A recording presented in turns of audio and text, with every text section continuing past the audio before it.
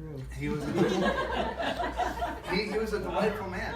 I think anybody who spent time with him was charmed, and he affected very many people.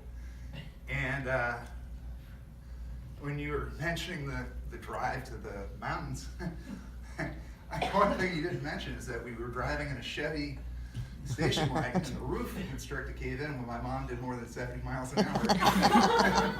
And my mom affectionately referred to the car as the shitmobile.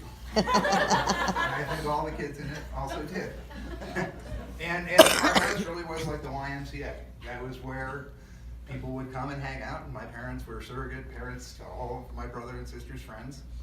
And it was a wonderful household to grow up in. And it was great to see some of my brother and sister's friends who came by earlier. It was very, very kind of them. And it's nice to see, what kind of a reach my dad had and the people he touched. He really, truly did live a charmed life. His later work with Raytheon and Foxborough, my gosh, he's a kid who lied to get into the Army in 1946 when he was probably 16 or 17 years old. And the charmed life, part of it was he went to Trieste and he played baseball and cut potatoes. and came away with great stories to tell my grandkids about the bayonet and the donuts. But later in his career, when he was with Raytheon, he would go to Iwo Jima and he would tailhook, which is land on an F-15, or in an F-15 on the deck of a fighter carrier. And for him, who loved this country also, not just his town, but his country, it was such a great way for him to finish up his career. He met with generals, and he was delightful, so he could charm anybody. And so they were just as happy to meet him as he was to meet them. And he had my mom for his entire life, which was the most important thing to him. And I know that for a fact. And I think that they were both very, very fortunate to have each other. Interesting fact, 65 plus years of marriage is something that fewer than 1 in 10,000 of us can look forward to. And my dad, being the wordsmith that he was, would be very grateful that I said fewer than 1 in 10,000, not less than 1 in 10,000. Because that was the way he worked. I remember when we went into the branches the first time, I think somebody mispronounced a word.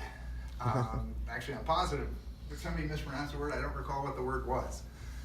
But he corrected her and he said, I'm almost positive that this is the way that you pronounce that word. And he was very, he loved the language. It was something that he truly, really loved. And it's odd to have a love affair with a language, but my dad did. And at the branches where we're having the reception after, fittingly enough, there's a giant Scrabble board on the wall. And my dad and I logged literally hundreds of hours playing Scrabble together.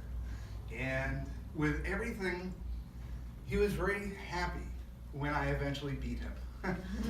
And he never let me win. And he told me that. And playing ping pong, I vividly remember the first time I beat him. And we would play hours of ping pong and have some of the most amazing spirited matches. And we'd listen to Pete Jolly and Bill Cosby, which I know is no longer in vogue, but in the 70s it was okay to listen to Bill Cosby and laugh with your dad, and that's what we did. I was very fortunate to have my mom and dad as my parents. When I was a kid, aside from playing baseball, I was also a rather avid swimmer. To the point where when I was probably 12 or 13 years old, I was training with the Brown University swim team. And 5 o'clock in the morning, my mother would get me out of bed, carrying a cup of coffee to get me pumped up for the drive to Providence, and we would drive 40 minutes to Providence. My mom would sit in the stands and knit, and knit, and knit. And then she would drive me home and take me to school on time, and in the evening, my dad would take me down, and he would sit in the stands, and I don't think he knitted, but he would wait for the hour and a half for me to get done swimming, and he would drive me home. And so, I didn't realize it at the time, but that was really a wonderful opportunity to bond with my parents. Very few kids have that chance, especially nowadays. But I spent, dozens of hours a week with my parents, one-on-one, with either of them. And on the weekends, we would go off and we'd travel all over New England to swim meets.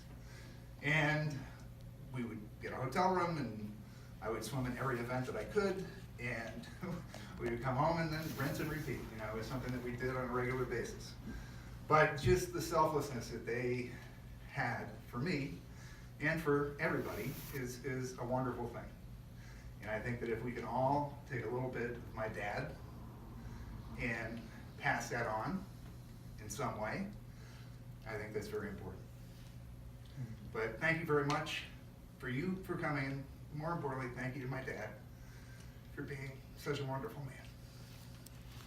Thank you. Thank you. Perfect.